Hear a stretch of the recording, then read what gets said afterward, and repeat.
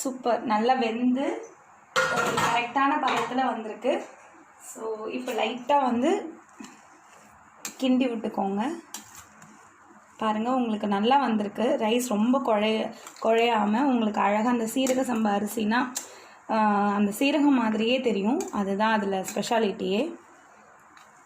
இருங்க, உங்களுக்கு இப்போ சர்வ் பண்ணலாம் பிளேட்டில். பிரியாணி ரெடி ஆகிடுச்சு.